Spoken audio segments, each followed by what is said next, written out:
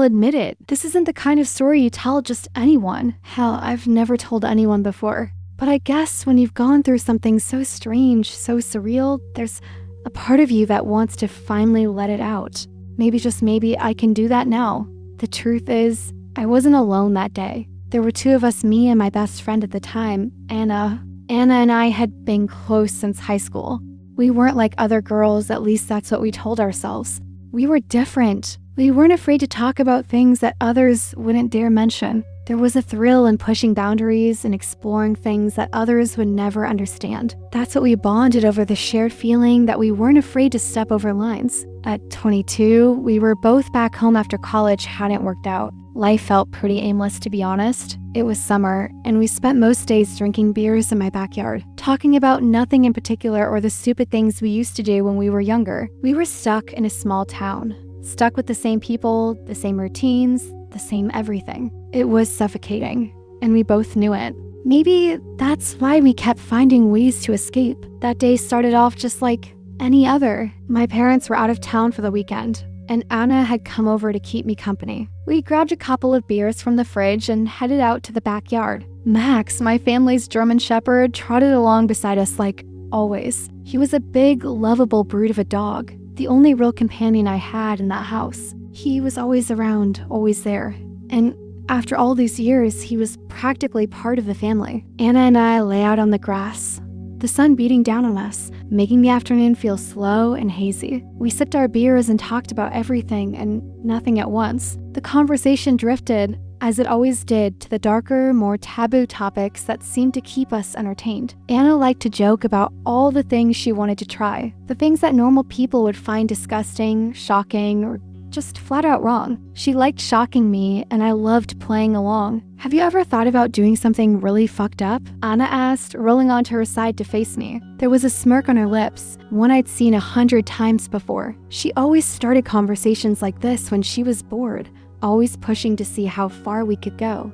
I shrugged, taking a sip from my beer. Like what? She raised an eyebrow, then tilted her head toward Max, who was lying a few feet away, panting lazily in the summer heat. Like him, she said, her voice low and suggestive. At first, I laughed. It was the kind of joke Anna would make when she was looking to get a rise out of me. But when I looked back at her, there was something different in her eyes. She wasn't just joking. The idea had taken root in her mind, and now she was pushing it, testing me to see if I'd follow along. Are you serious? I asked, half expecting her to laugh it off and say she wasn't, but she didn't. Anna just grinned at me, and that grin told me everything I needed to know. She was serious, and she wanted to see how far we could take this. The weird thing was, I didn't feel disgusted by the idea. I should have. I knew that any normal person would have. But something about the suggestion, about the audacity of it, made me feel curious. I didn't stop her when she got up and walked over to Max.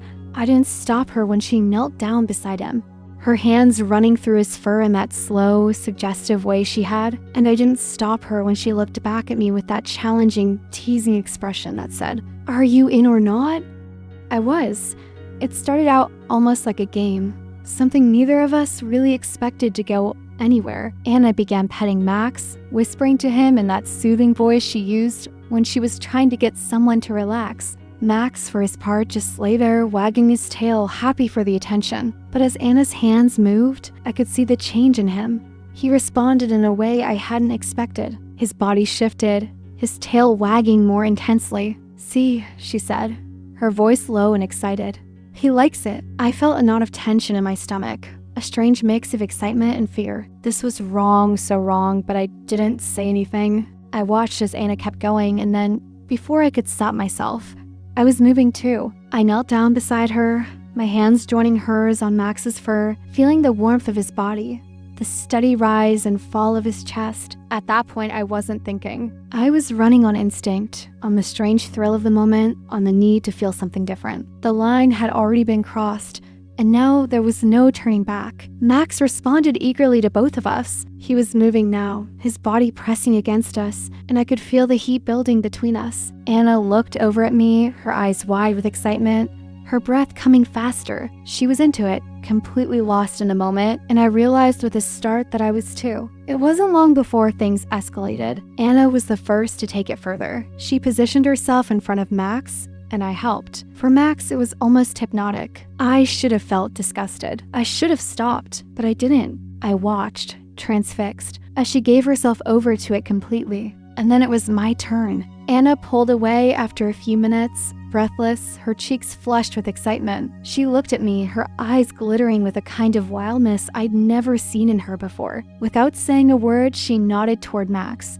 I hesitated for only a moment, then I did the same. My mind was screaming at me to stop, but my body betrayed me at every turn. I closed my eyes, letting the feeling take over as I surrendered to the moment. It was unlike anything I had ever felt before. The fun came in waves, intense and primal, and I lost myself in it completely. There was no shame, no guilt. Everything grew stronger with every second. When it finally hit, it was like a tidal wave crashing over me. I cried out, my fingers digging into the carpet. It was overwhelming, powerful, and all-consuming. I had never experienced anything like it before, and I knew, even in that moment, that I would never forget it. Afterward, I collapsed. Anna was lying beside me, her own chest rising and falling as she tried to catch her breath. Max wagged his tail and licked our faces as if nothing unusual had happened. For a long time, we just lay there in silence, the weight of what we had done pressing down on us. I didn't know what to say, and I could tell from the look on Anna's face that she didn't either. The thrill, the excitement, the pleasure, it was all still there. But now so was the guilt,